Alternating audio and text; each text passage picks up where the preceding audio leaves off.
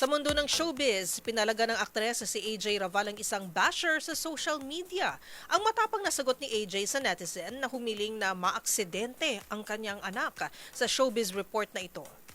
Hindi na nakapagtimpi si AJ Raval sa mga masasakit na salitang ibinabato sa kanilang pamilya.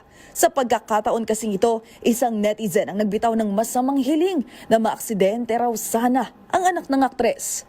Mga gunita na Nobyembre noong nakaraang taon nang ibinunyag ni AJ na mayroon na siyang 5 anak at 3 rito ay bunga ng kanilang pag-ibigan ng aktor na si Aldra Brenica.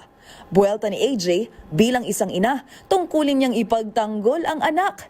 Sa kanya raw ibuhos ang galit at hindi sa inosenteng bata.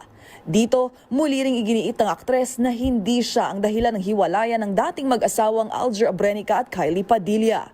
Sinalo na raw niya ang lahat at dinadamay pa ang kanyang anak habang ang totoong third party ay nananahimik at payapa ang buhay.